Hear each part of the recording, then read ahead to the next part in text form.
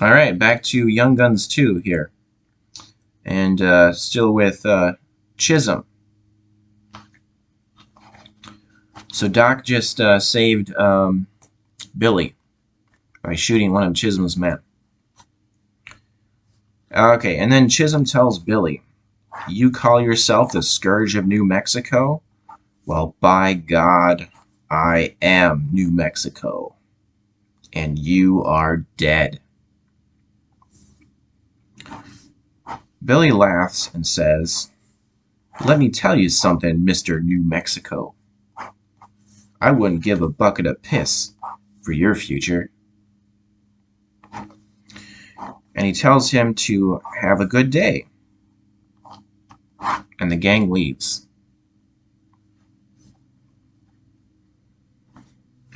Chisholm and the governor and the district attorney meet with Pat Garrett. They tell him they want him to be sheriff of Lincoln to catch and kill Billy.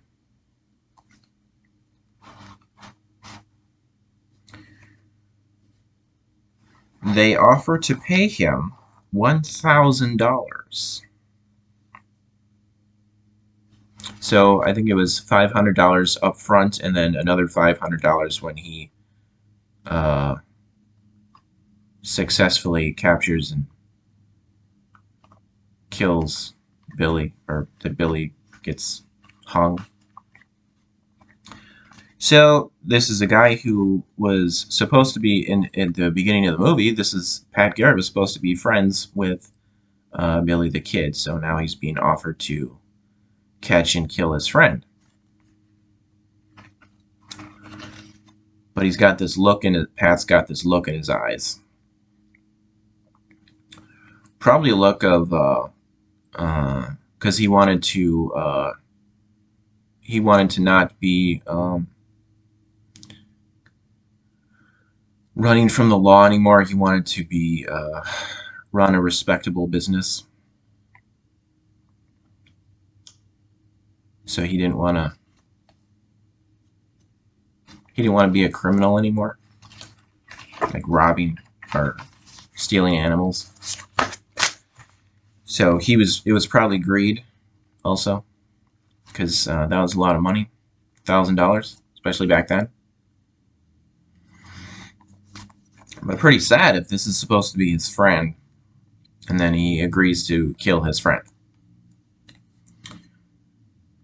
Alright, so Pat takes the job of sheriff and puts on a fancy suit and shaves his beard. He didn't have like a complete beard. He had this kind of funny. It was like his chin was the only thing that didn't have hair on it. So he had no hair here, but he had here and then here.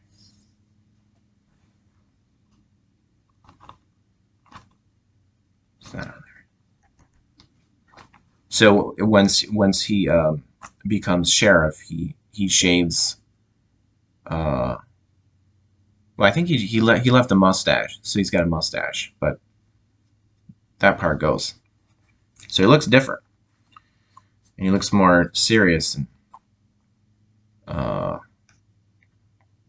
more like a lawman. Okay, so then Pat Garrett hires a journalist to ride with him to help write a book about hunting for Billy.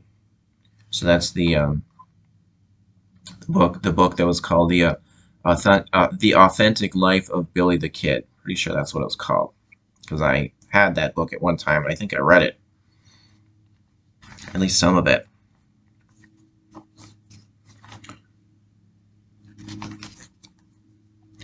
Okay, and then later a man named Poe, who was sent by the governor. This man named Poe and others joined Pat to help.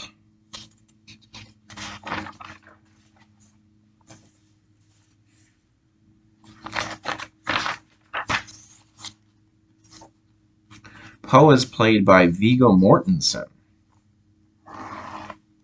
He's a good actor.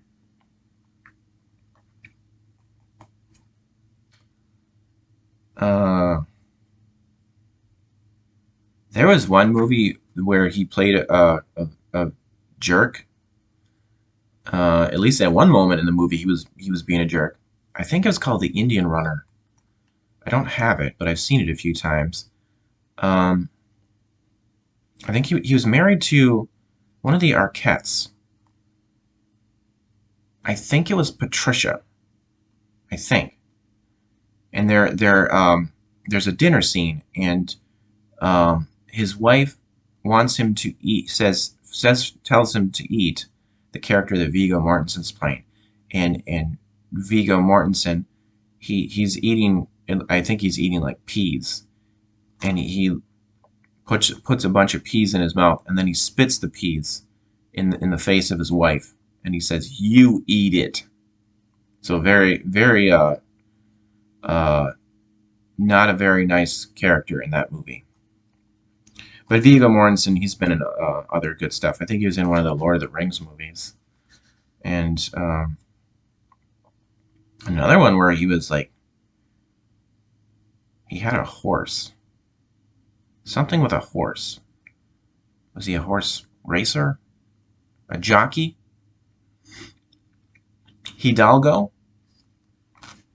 He's a good actor though, Vigo. He was in another one, something that was very violent.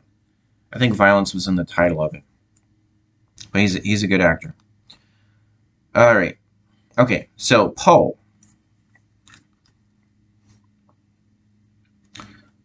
Uh,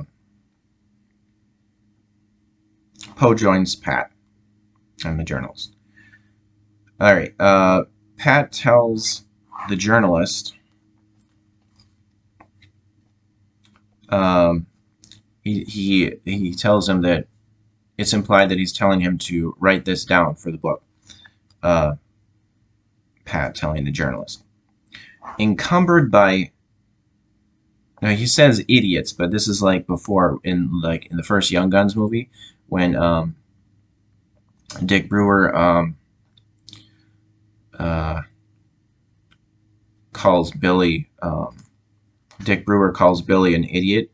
It says that on the subtitle when I'm watching the movie. It says idiot, but it's pronounced idjit. So here's this word again, idjit. Pat saying, encumbered by idiots, we pressed on.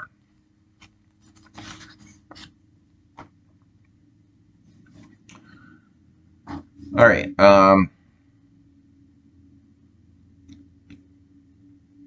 When Billy finds a newspaper announcing that Pat Garrett was the new sheriff, he shoots bullet holes in Pat's face on the newspaper.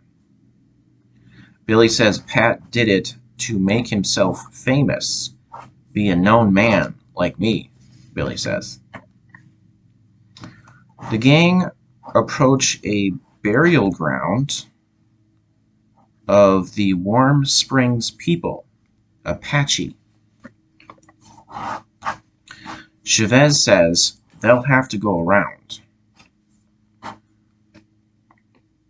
Dave tells Chavez, you know what they're paying for Apache bone in Silver City right now? They're making ashtrays, combs, knife handles. You get 50 cents for a good Indian leg bone. It's all out there, so don't you go getting sentimental and all that, all right? Come on. Chavez tells Dave, you go in there, smart gringo, and I'll bury you there.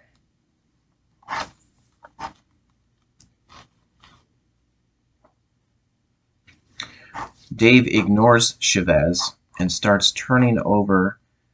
I think he like rolls his eyes too. So Dave Rudabaugh, he goes to the burial site and he starts. He gets off his horse and he's down by the rocks. He starts in the burial site and he starts turning over the rocks to get at the bones. He says, "Silver City, here I come." Chavez yells, and and then they fight, Chavez and Dave Rudabaugh. They pull out knives, and at one point, Dave throws dirt in Chavez's eyes. So they have knives out.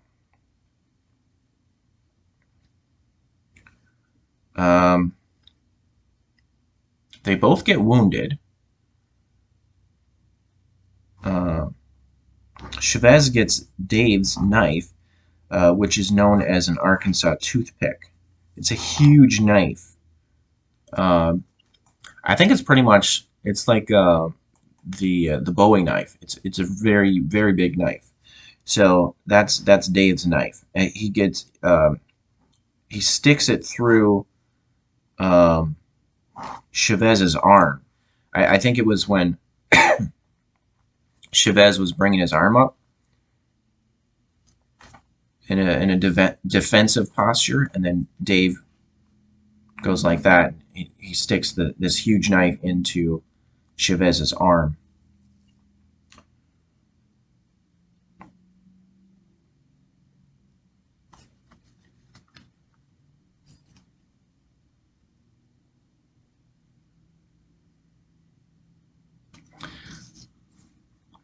They didn't really show too much blood. You'd think that if someone got a huge knife stuck through their arm, there'd be like a lot of blood dripping down, but they didn't show that. I don't recall seeing a lot of blood.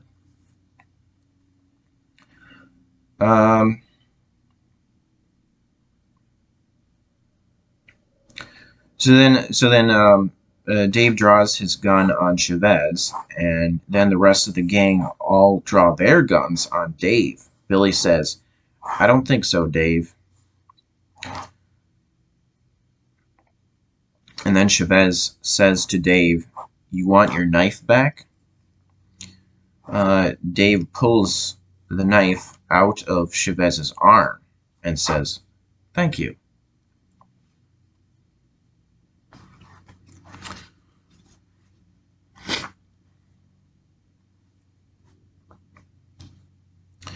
All right, then later the gang shows up in a town called White Oaks. There's a sign that reads, "We will not tolerate scum." Then Tom asks, "What's scum?" Billy tells him, "That's bad types. Politicians, bankers, cattle kings, scum." The gang goes to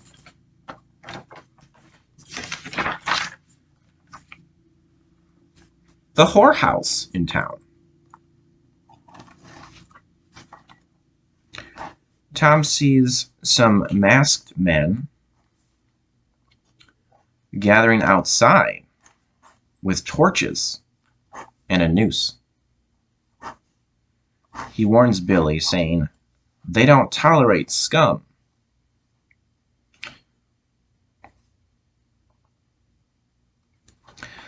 All right. I guess I'm going to stop.